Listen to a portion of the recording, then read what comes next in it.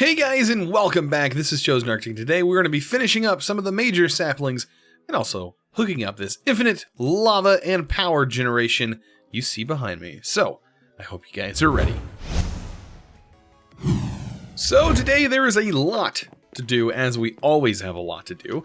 I want to kind of cover these filing cabinets that we talked about last episode and how incredibly powerful I just realized they are. These things can hold a incredible, I'm pretty sure it's max int in items. So close, it's like 2,100,000,000 some odd number. I don't have the exact one off the top of my head, but these should hold that per file, I believe. And on their wiki, it does say very large, like in bold. So we should not have an issue with storage, given that we provide this thing with file cabinets or files, and add more file cabinets for the particular items that need them. I mean, we already have all of them for this, but we do need to make a few more saplings to add to that list. One of those saplings is to get quartz and to kind of push ourselves towards the nether type saplings. And let's take a look at saplings. There we go. We need to make a nickel sapling. So to make a nickel sapling, we need to make some molten nickel. Very similar to how everything else is made, except for we need to provide ourselves with some brown dye, which in our case, we do have cocoa beans. And we need some sand petrified. We have everything for this.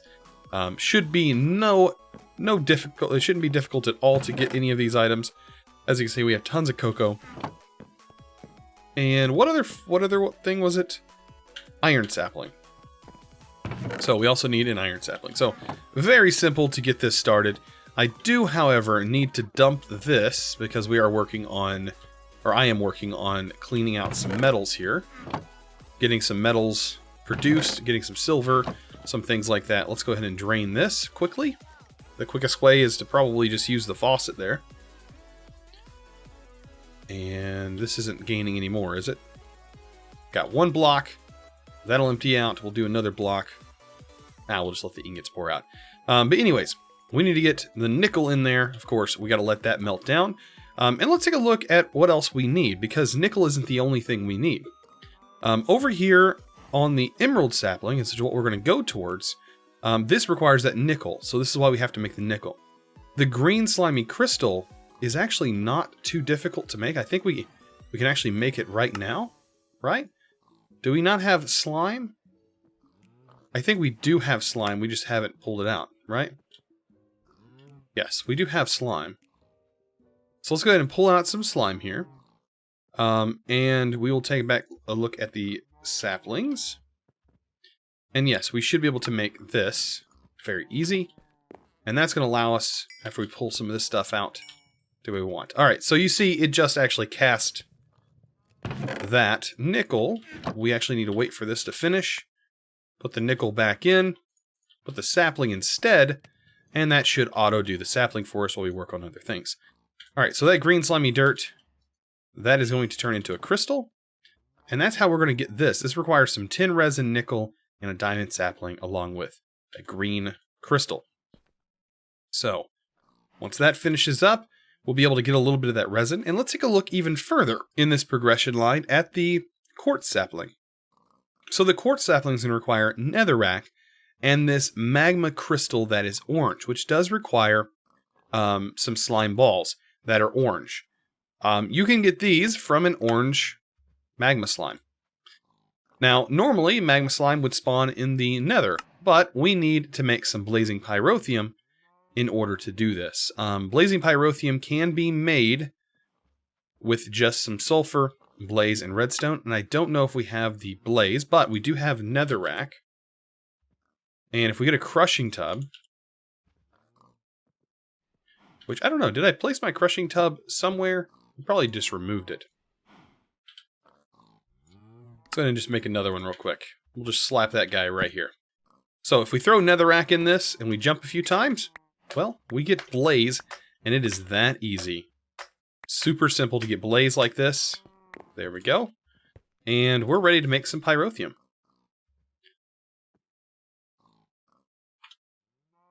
So let's go ahead and make some Pyrotheum. And with this, of course, we can cook this down as well. We do not want this casting. I'm going to turn that off. It shouldn't pour out anyways. But there is our Nickle Sapling. So let's go ahead and plant our Nickle Sapling where it actually belongs over here. And I'm pretty sure it's towards the end. We may have another plant in its way. So it's after the Silver Sapling, which I think is being taken up by this bonsai. That is going to become our silver setup. There we go. We'll just place that back with some grass. And then put our Nickle Sapling in. Perfect. So I'll probably take the cocoa one down here. We'll just replace you. I do need this slimy one going, because we will be using quite a bit of slime. And we'll just place that in there. Perfect. So these be swapped around. We just got to wait a little bit for that nickel. But like I said, it's not going to take us too long. So let's take a look again at the slime. Or see, sapling. There we go. And we're trying to get the Magma Sapling. That Pyrotheum. We're waiting on that Pyrotheum. If we get a bucket, right, we can take a bucket of this. I think we need 4 Pyrotheum, now that I think about it.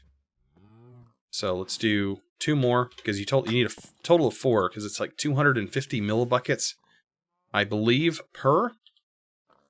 And that will equal a bucket. So all you got to do to get a bucket is to place the bucket here, and to pour it out, and it will fill that bucket inside this table.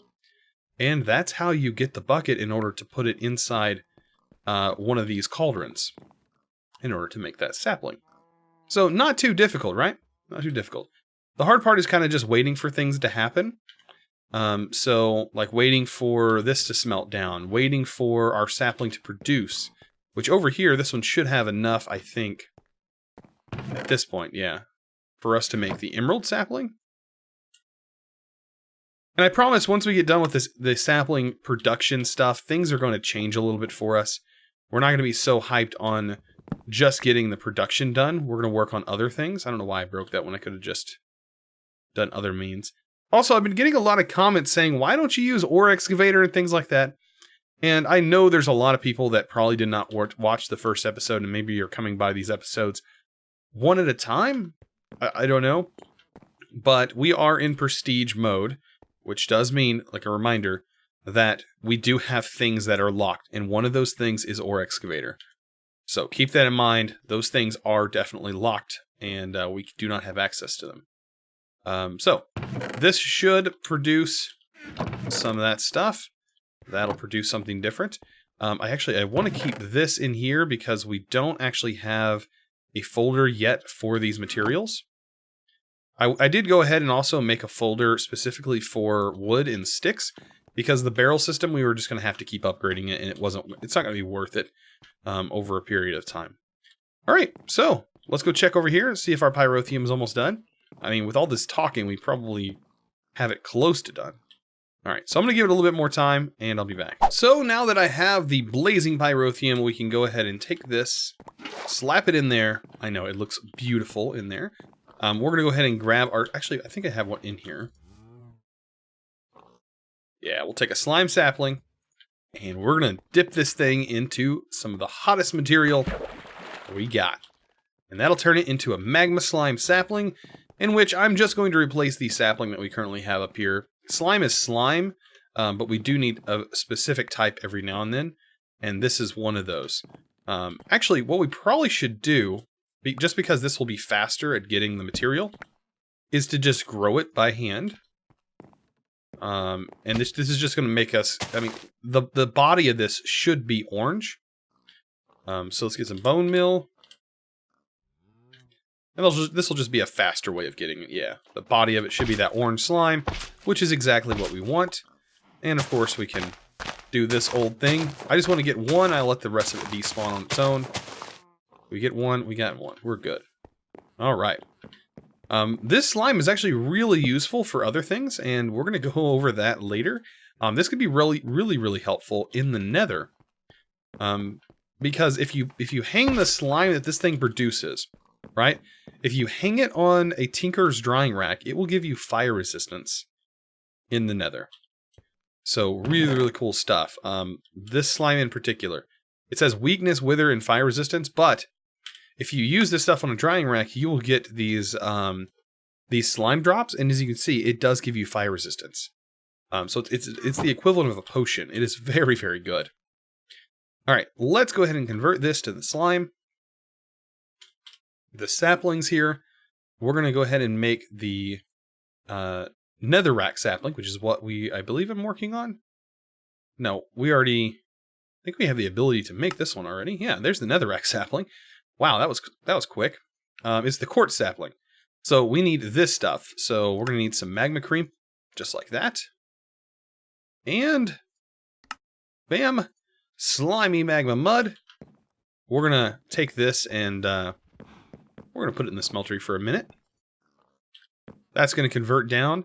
Everything else I think we should have. I believe we have quartz. We need another emerald sapling, which by this point, since we had it in here for a little bit, it should have at least produced one sapling maybe. Watch us hopefully get lucky off of these. Aha! And we get super lucky. So there's our emerald saplings, just like that. So, all we gotta do is get our stuff back, and we're good to go. So, future episode topics that we're probably going to be covering. We're going to be going over the resource hogs. I can't wait to actually get started fully with the resource hogs. Because we are going to be doing some pretty cool things with those. And that's going to be super fun. Right now, I'm just more worried about getting all the saplings that we really need. Cobalt and Ardite, they're sort of late game. Osmium is important, but more important later on. Right now, I'm just more worried about just getting these going. So this requires the actual quartz. So it means we do need to get this set up and probably finish off setting up the rest of these as the full saplings. I think I have enough of these other materials to do me for now. These right here we can kind of pop off. And we can go ahead and plant the saplings that they're supposed to be. So this will be quartz next, and then netherrack. And then we have glowstone right here, and then of course our slime. And our glowstone is really just dependent on this sapling right here growing to its fullest. And that's about it. So glowstone saplings are almost done. Very, very simple. I know a lot of people had issues for some reason on how to craft a lot of these saplings, but we've pretty much covered every single one in this playthrough. It's been actually kind of crazy, and we're at episode 5 now, so you know, kind of crazy. So I'm going to let that do its thing for a few more minutes. And there's something else that we really want to get started, and that's looking at Enderman. So, Enderman, they're going to require pumpkins. So having some pumpkin seeds and having those out is going to be really good. Also, to help that pumpkin grow, there's a watering can that you can make. Let's see, watering. Right here, a good old-fashioned watering can. This is going to require some bone meal, a bucket of water, which is not hard to get at all. So let's go ahead and grab us a bucket of water. And we can make ourselves a really nice watering can. This thing is super cool. So if you shift right-click on it while looking at the ground, this automates it, by the way. So it literally, you can just sit here in AFK, and it will grow your farms for you. It's really fast as well. So having this going along with another thing, which is a sprinkler, which is also another quest item that we need. Having this, let's grab us a bucket of water. Preferably not that one. There we go. The sprinkler, when placed down above water, is going to work wonders on these crops. Also, we can't have the cactus up next to it because, well, you know, it breaks. But that's okay. We don't really need much cactus anymore. Cactus will probably get moved somewhere else anyways. But this also helps everything grow at an incredible pace. Let's see. Can I get some? I think it's already activated. Yeah, it's already activated. Just takes, there it goes. Starts to work a little bit. There we go. It's working in like a radius of 3. But yeah, this thing is super, super useful for growing crops really fast. It works very well with pumpkins, that I do know. So working this on a pumpkin, you're bound to get a pumpkin to grow way faster than just waiting for it. So that's one aspect of getting an Enderman to spawn. If you don't have a mob farm, which I don't, this is going to be how you do it. We're going to need some purple dye, which, I mean, that is easy. We need poppies. Or we can use beetroot, if you have that, which is probably a better source of red dye. Probably better overall. Let's go. By the way, if you hold down Control and you press up, you can go back in time, basically on your timeline here, and find your last search that you did. So this it looks harder than it is, or looks harder than it is. It's because End stone is actually not that hard to get. We are going to just need to cast glowstone into the casting basin, which we just made the glowstone sapling. So getting glowstone is not going to be that difficult. Or fixed to make the glowstone sapling anyways. So glowstone sapling. Voila. We have the glowstone sapling. And we can go ahead and plant that there. So I'm going to make files for the rest of these. We need files for the rest of these main plants, or main saplings. And then we're going to start producing some endstone and things like that. And we're going to jump further into getting ender pearls and sort of advancing ourselves in the technology tree as we move through SkyFactory 4. In order to make yourself some endstone, in order to get some enderman spawning, we want to go ahead and take some glowstone, place that down, and use your actual porcelain tank with a faucet on it to extract into here. Now, a lot of recipes are going to require this sort of interaction. So I recommend just placing a little casting basin just below your porcelain tank. And I think that's going to work a little bit better. So we should get ourselves some good old-fashioned endstone. Just like that. And with that endstone, we can now make an Enderman Seed. Good old-fashioned Enderman Seed. We do need some purple dye. Let's get some purple dye. There we go. And we will make an Enderman Seed. There we go. So with the Enderman Seed, it's literally just like all the other seeds, except for I made a little killing chamber here. And this is 1, 2, 3, or technically 1 on the ground, 2 and 3, and then a top block here with this enclosure so that way we can kill them and see them, but they can't hurt us. So let's get a sword. And I think at this point, the best sword that we can make is probably an emerald sword. Pretty powerful. And then we're going to go ahead and get ourselves some bone meal. And that's right. We need to bone meal this bad boy. And we've spawned ourselves in an Enderman. Now, if you get lucky, it'll drop an Ender Pearl. Just like that. And also, you'll get another round of Enderman growth. Because you don't always get a round of Enderman growth.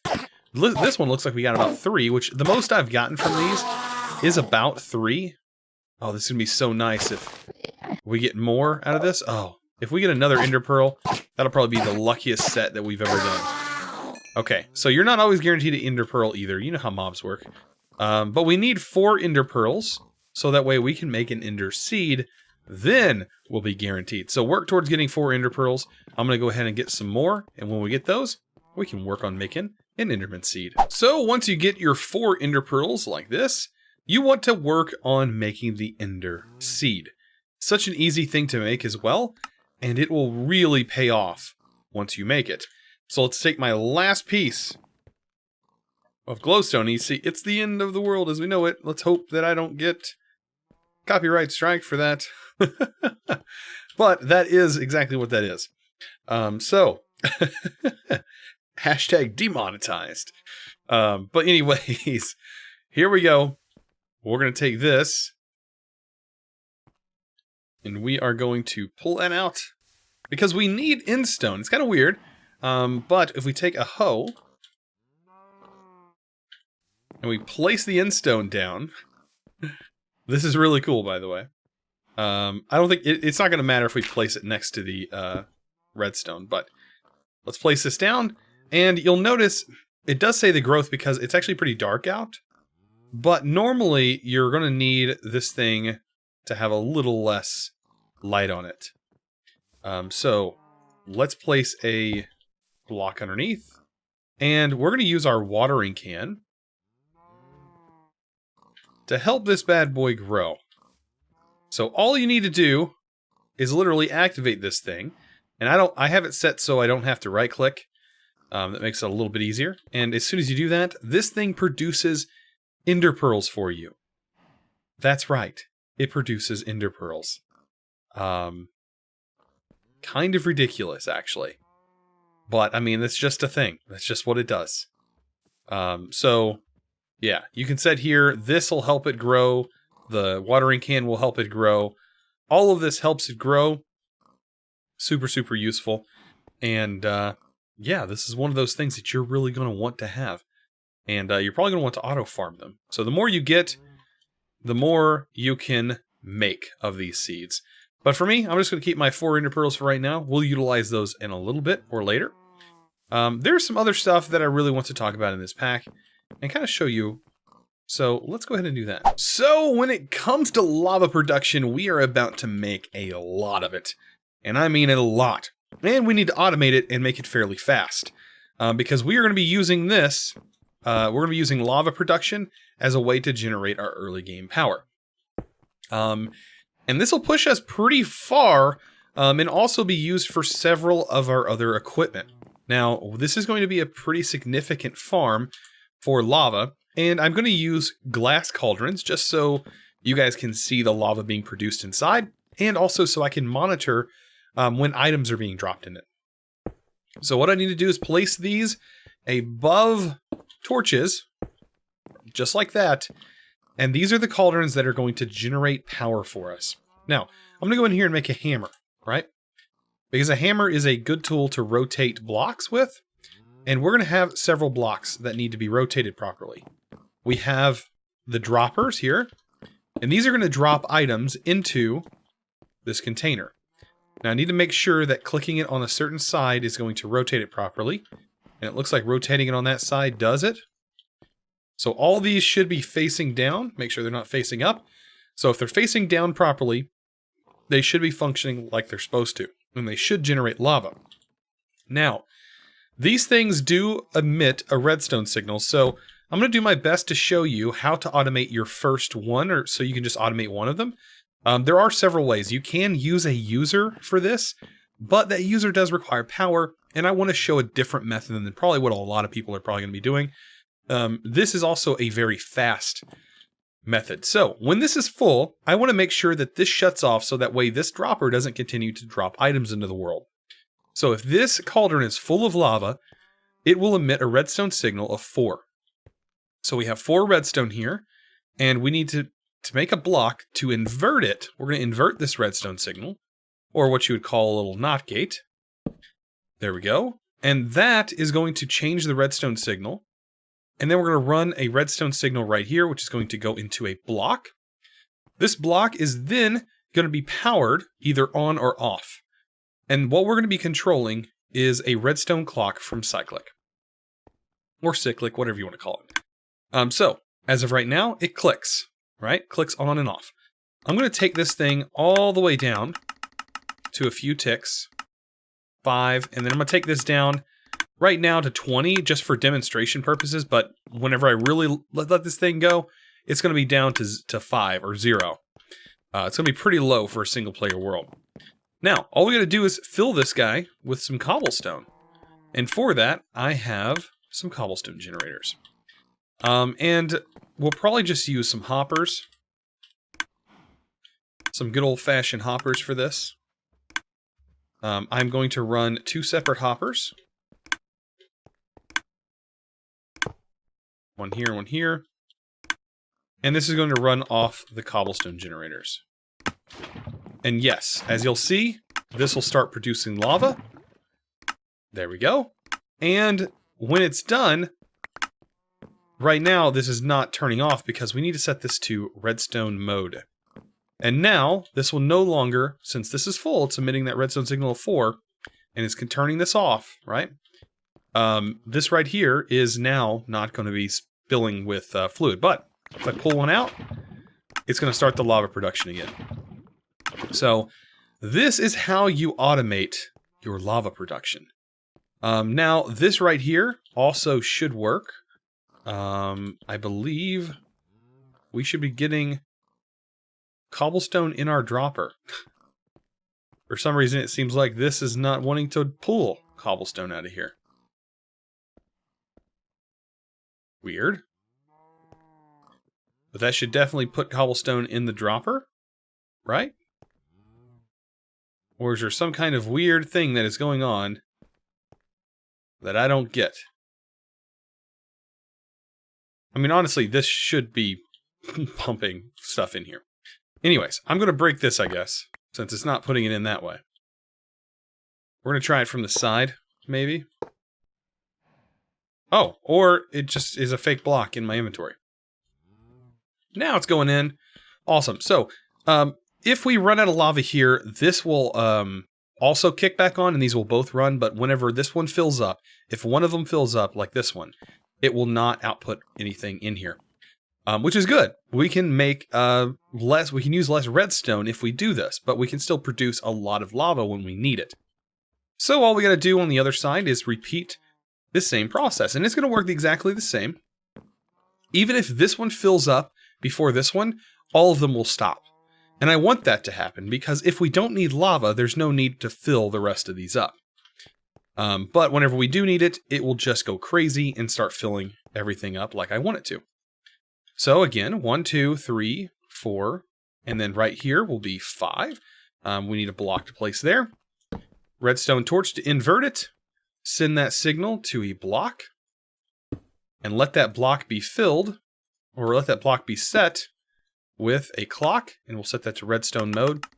And we'll drop this all the way down to 5 and 5. And that's what I want most of them set on. And then we need to get our Cobblestone Generator honestly fully set up, because right now that's kind of a mess right there.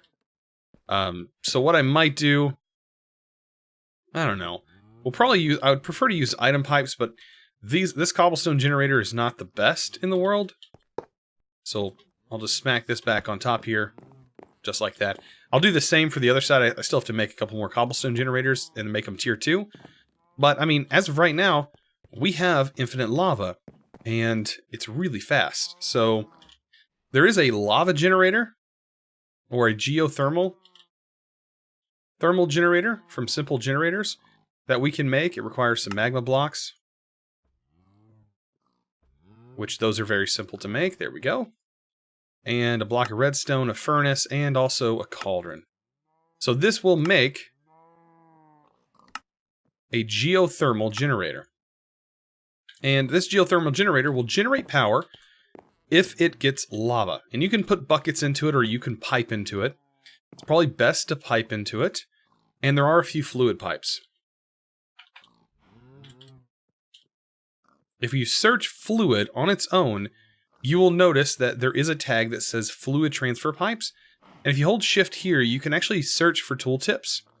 So if we do hashtag and just search fluid, it'll actually pull up everything that is used for fluids, right? That is considered a fluid pipe, including fluid ducts and things like that, and channels and liquid translocators. Things like that will work. I actually like these fluid cables. I find that they are really, worth it. And you can actually just use the extraction cables on their own, and they function very well on their own. You don't even need a fluid cable if you don't want it. So we should be able to make 4 of those. And I'm going to make the cable. Well, actually, no, I'm not going to make the cable because we can't really utilize it. But you need to be careful on how these actually place. They should place against the wall here. And you see now we're actually placing it over here. I do believe this has an internal buffer. And if we get ourselves a redstone torch, we can change how this thing functions. So you can see we can actually disconnect it from sides, like so. But this only does pull from one side, so keep that in mind when you're working with it, that you are going to need 2 in order to pull out of here. So in that case, we can use this. We can hook it right here, and these are both going to send power and lava to this. And you can see that's going to click on. Start running. This one over here is also running, but like I said, it would shut off if one of these were full. I think I'm going to set up 2 separate pipes. It's going to pipe into a generator. But it's not going to be a simple generator. We're going to get into more advanced generators later on. But this is a simple way. Now, if you're tired of the noise, you're super tired of the noise, here's what I'm going to recommend. We do have some cotton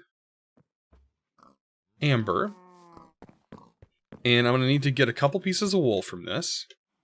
Good old-fashioned amber and good old-fashioned squeezing. I believe we need 4 pieces of wool for this to work. So get 4 pieces of wool.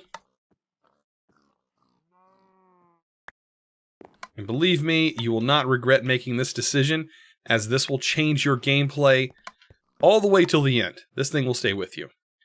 Let's get a super sound muffler. So a super sound muffler is really, really cool. We'll take a note block. Very simple. We're going to actually make it a super sound muffler itself. And then we're going to make it into a bobble. This bobble is going to be your friend all the way through to the end. So what we're going to do is we're going to come over here where the sound's being produced. We're going to open this up and go to add. And then go to recent. This will let you hear or let you show the most recent sounds that are available. And one of those is definitely the, let's see, dispenser fail. So we'll add the dispenser fail. I think we can, let's see, pull out a stone cauldron here. Pull a bucket. Pull that out. That's going to make some noise, which in return means that we can go into recent. And we can find that this is dispenser, and we can add that. We can add another thing, which is going to be bucket empty lava, which I think the one we are looking for is not actually on the list. Which is the lava being filled up. Oh, I guess it is the lava empty, would it not be? Yeah. But I think I like that sound over the clicking. The clicking is what's really annoying, and when you put this in your bobble, you can always pull it out later. Whenever you get sounds and such that you want to remove, that's probably the best way to do it. So guys, I really hope you enjoyed today's episode. If you did, please don't forget to click that subscribe button if you haven't already, and also give this video, guys, a huge thumbs up. I really do appreciate it. I will see you guys in the next episode, and as always, thanks for watching.